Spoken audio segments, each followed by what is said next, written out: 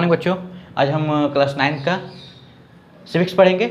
ये हमारे वीडियो का सेकंड पार्ट है और आखिरी पार्ट है। इसमें हमारा यह लेसन ख़त्म हो जाएगा जिसका नाम है संविधान निर्माण। इससे रिलेटेड कुछ क्वेश्चन जो थे, कुछ पॉइंट जो थे, हम लोग पिछले वीडियो में पढ़ चुके हैं कि जो सरकारें होती हैं उनकी शक्तियों का निर्धारण कौन करता है, ठीक है, और क्या जो संविधान है उसमें बदलाव किया जा सकता है, चुनाव कैसे होता है, ये सब के सब कुछ बुनियादी सवाल थे। और संविधान किन किन बेसों पर आधारित होता है, तो इन सभी तथ्यों के बारे में, पॉइंट्स के बारे में हम लोग पढ़े थे। अब वो कुछ और 2-4 पॉइंट्स हैं, उनके बारे में हम लोग अध्ययन करेंगे, देखेंगे कि संविधान के और कौन कौन से गुण हैं। तो उसमें अब हम लोग आगे बढ़ते हैं। हम लोग इससे पहले वाले वीडियो में दक्षिण अफ्रीका के बारे में पढ़े थे, उदाहरण के तौर पर कि वहाँ पर अंग्रेज़ों का शासन था और श्वेत और अश्वेतों के बीच रंग भेद नीति का विरोध चल रहा था और वहाँ पर काफ़ी लंबे समय तक यह विरोध चला। अंततः जब दक्षिण अफ्रीका आज़ाद हुआ तो वह एक लोकतांत्रिक देश घोषित किया गया और वहाँ पर संविधान लागू हुआ, ठीक है। हमारा देश जब आज़ाद हुआ था और हमारे देश की जो संविधान निर्माण की जो घटना है वो दक्षिण अफ्रीका से अलग नहीं है। हमारे देश में भी कुछ ऐसी ही परिस्थितियाँ थी। हमारे देश में भी अंग्रेज़ों का शासन था और जिस समय हमारे देश के संविधान के निर्माण का समय था, उस समय हमारे देश के डिवाइड होने का, अर्थात बंटवारे का भी समय था। जब अंग्रेज़ हमारे देश को छोड़कर गए तब हमारा देश 2 हिस्सों में बट गया था, जिसे हम लोग भारत और पाकिस्तान के नाम से जानते हैं। उस बंटवारे के अंतर्गत लाखों लोगों की जानें गई थी, जिससे बहुत ज़्यादा खून खराबा हुआ था। इसके साथ ही साथ अंग्रेज़ जाते हुए उन्होंने एक और अपना आखिरी चाल चला था। उन्होंने जो देशी रियासतें थीं, अर्थात अलग अलग जो राज्य थे, उन सबको यह स्वतंत्रता दे दी गई थी कि वो अगर चाहें तो भारतीय गणराज्य में मिल सकते हैं, अपने साम्राज्य का विलय कर सकते हैं, अन्यथा स्वतंत्र रहकर वो अपना संचालन कर सकते हैं, शासन कर सकते हैं। ये हमारे देश के लिए एक बहुत ही बड़ी समस्या बनकर सामने आई और हमारे देश को यूनाइट करने में काफ़ी लंबा समय लगा था, ठीक है। लेकिन मोतीलाल नेहरू ने बहुत पहले ही भारतीय संविधान के निर्माण के लिए कुछ बातें तय की थी और इसके बारे में उन्होंने बताया था कि हम लोग एक ऐसे संविधान का निर्माण करेंगे जो बाह्य हस्तक्षेप से परे होगा, अर्थात उसमें किसी भी प्रकार का विदेशी हस्तक्षेप नहीं होगा और जो भी लिखा जाएगा वो भारतीयों के द्वारा ही लिखा जाएगा, ठीक है। उसके कुछ मूल आधार थे, जैसे कि एक वोट, एक व्यक्ति एक वोट एक मोल, ठीक है, भारत के नागरिकों का अधिकार और जो छोटे तबके के लोग हैं, जो निम्न वर्ग के लोग हैं, उन लोगों को निम्न तबके से ऊपर उठाना, उनके सामाजिक आर्थिक स्थिति को सुधार करने, ये कुछ मूलभूत सिद्धांत थे जिसके आधार पर संविधान की रचना की गई थी, ठीक है। अब आगे हम लोग बढ़ते हैं भारतीय संविधान निर्माण, ठीक। तो भारत का जो संविधान निर्माण का रास्ता है वो दक्षिण अफ्रीका के जैसा ही है। हमारे देश में जब अंग्रेज गए और हमारे देश में संविधान के निर्माण की शुरुआत हुई थी तो काफ़ी ज़्यादा परेशानियां थीं। कई अलग अलग समुदाय थे जिनमें सबको सम्मिलित करना और सबके साथ समन्वय स्थापित करना बहुत ही मुश्किल काम था, ठीक है। तो अब हमारे देश में संविधान बनाने के लिए एक संविधान सभा बनाया गया और उसका सबसे पहला जो बैठक हुई थी वो 9 दिसंबर 1946 को हुई थी। 9 दिसंबर 1946 को यह बैठक अस्थायी तौर पर हुई थी डॉक्टर सच्चिदानंद के नेतृत्व में।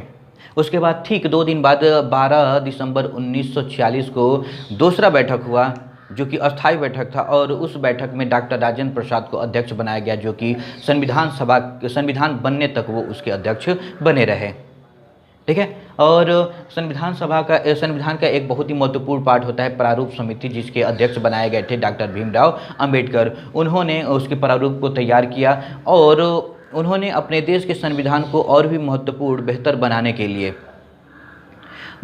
के लिए अलग अलग देशों के संविधानों से कुछ मुख्य बातों को ऑब्जर्व करने का, यानी कि उससे अधिग्रहित करने का काम किया था। जैसे कि अमेरिका के संविधान से उन्होंने राष्ट्रपति का पद लिया, ब्रिटेन के संविधान से संसदीय प्रणाली लिया, इसी तरीके से अलग अमेरिका के संविधान से भारतीय नागरिकता अधिकार को भी लिया गया। तो इस तरीके से कुछ अलग अलग देशों के कुछ खास जो पॉइंट्स थे, जो महत्वपूर्ण बातें थीं, उनको ऑब्जर्व करके हमारे संविधान की रचना की गई थी। और किसी भी नियम को केवल इसलिए नहीं अपना लिया गया था क्योंकि वो अच्छा था, बल्कि हर नियम पर कई कई बार बहस हुई थी, और बहस होने के बाद जब उसका समुचित अर्थ निकला, अर्थात सब लोग उस पर सहमत हुए, तब उसे अपनाया गया था।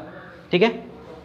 हमारे संविधान सभा में 299 लोग थे। जब संविधान सभा का निर्माण हुआ था, उसी समय देश का डिवाइड भी हो गया, बंटवारा भी हो गया था, जिससे सदस्यों की जो संख्या थी वो बढ़ गई थी। लेकिन फिर भी उस स्थिति में भी हमारे देश के जो नेता थे, उन्होंने मिलकर हमारे संविधान के निर्माण में संविधान को बनाने में सहायता की थी। आगे हम आते हैं भारतीय संविधान के बुनियादी मूल्य। तो इसमें हम लोग देखते हैं कि इसके बारे में कुछ हमारे देश के महत्वपूर्ण नेता थे जिन्होंने अपने विचारों को व्यक्त किया था। जैसे गांधी जी ने कहा था कि हमारा देश स्वतंत्र हो गया है और हम अपने देश के लिए एक ऐसे संविधान को बनाना चाहते हैं, या फिर हम अपने देश के लिए एक ऐसा संविधान चाहते हैं जिसमें अमीर गरीब जैसी कोई बात न हो। हमारा देश नशा मुक्त हो, सभी को एक समान अधिकार दिया जाए, जिनको काफ़ी लंबे समय से सताया गया है उनको समाज में अपने आप को ऊपर उठाने का मौका दिया जाए। ये कुछ मूलभूत बातें थीं। उन्होंने ये भी कहा था कि मैं इससे कम में नहीं मानूंगा कि इससे कम कुछ भी हो। इसके साथ ही साथ ये भी बताया गया था कि जब भीमराव अंबेडकर ने इस संविधान को संविधान सभा में पारित किया था, अर्थात सौंपा था, उस समय उन्होंने कहा था कि आज हम लोग एक विवादास्पद समाज में प्रवेश करने जा रहे हैं, समय में प्रवेश करने जा रहे हैं, जिसमें प्रत्येक व्यक्ति को राजनीतिक समानता तो मिलेगी, जहां पर एक व्यक्ति एक वोट और एक मूल्य की बात होगी, लेकिन यहां पर आर्थिक और सामाजिक समानता नहीं होगी। ठीक है। और इस आर्थिक समानता और सामाजिक जो समानता है, ये कब तक पूरा होगा ये अनिश्चित है। लेकिन अगर हमारे देश में आर्थिक और सामाजिक समानता को पाने में ज़्यादा समय लगा तो हम लोग अपने संविधान के मूल उद्देश्य को ही भूल जाएंगे। इसी के साथ जब हमारे देश का संविधान लागू किया गया तो उस समय हमारे देश के जो पहले प्रधानमंत्री थे, जिनका नाम स्वर्गीय पंडित जवाहरलाल नेहरू है, उन्होंने कहा था कि आज हम लोग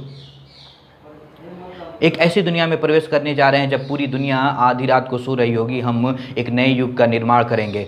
ठीक है। ऐसे इतिहास में ऐसी घड़ियां हमेशा नहीं आती हैं, लेकिन आती ज़रूर हैं। कभी एक ऐसा समय जब हम लोग पुराने को छोड़कर नए को अपनाते हैं, पुराना इतिहास ख़त्म होता है, नया इतिहास शुरू होता है। हम पर लंबे समय तक अत्याचार किया गया, हमारा शोषण किया गया, लेकिन अब हमें मौका मिला है अपने आप को उकेरने का, अपने आप को प्रकाशित करने का। ये समय आराम करने का नहीं है, ये समय है उन लोगों को सहायता करने का जो दुख में घिरे हुए हैं, अभी भी पीड़ा में हैं, जिनके साथ बुरा किया गया है, उन सबको गले लगाने का और उनको साथ लेकर आगे बढ़ने का है।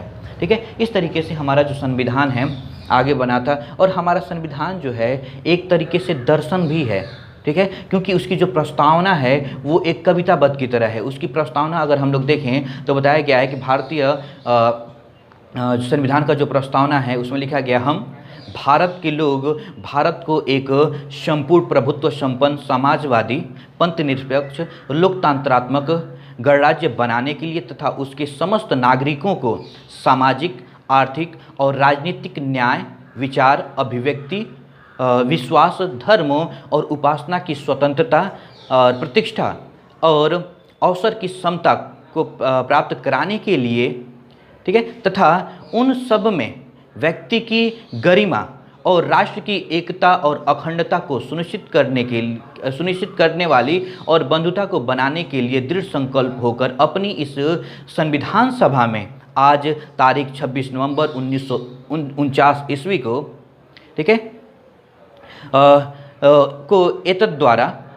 संविधान को अंगीकृत अधिनियमित और आत्मर्पित करते हैं। अर्थात ये हमारे देश का प्रस्तावना है और इस प्रस्तावना में ही हमारे देश के संविधान के निचोड़ को बता दिया गया कि हमारा संविधान कैसा है और इसकी विचारधाराएं कैसी हैं। ठीक, उसके बाद हम लोग जाते हैं संस्थाओं के स्वरूप। तो हम पता है कि हमारा जो संविधान है वो संस्थाओं के, विभिन्न प्रकार के संस्थाओं के बारे में बताता है। विशेषतः कहें तो सरकार के अंगों के बारे में। ठीक है, तो हमारा जो संविधान है ये बताता है कि अपने शासक का चुनाव कैसे करना है, शासक के लिए कुछ हद निर्धारित हैं। इसके साथ ही साथ यह भारत के नागरिकों के अधिकारों के बारे में भी बताते हैं। इसके साथ ही साथ हमारा जो संविधान है वो सभी संस्थाओं के बारे में बताता है कि उनका निर्वाचन कैसे होगा और किसके पास कितनी शक्ति होगी, कौन किसके बारे में फैसला लेगा। ये सारी की सारी शक्तियों का बंटवारा और निर्धारण भी हमारा संविधान कर देता है। तो अब इसके बारे में हम लोग कि किस संस्था के पास कैसी शक्तियां होगी, वो कौन कौन से फैसले ले सकते हैं और वो क्या कर सकते हैं, उन पर किस तरीके से रोक लगाया जा सकता है, इसके बारे में हम लोग अगले लेसन में पढ़ेंगे। यहाँ पर हमारा यह लेसन खत्म होता है। इससे जितने भी क्वेश्चंस होंगे आप हमसे पूछ सकते हैं, कमेंट में पूछ सकते हैं और अपनी कॉपी पूरा कर लीजिएगा। धन्यवाद।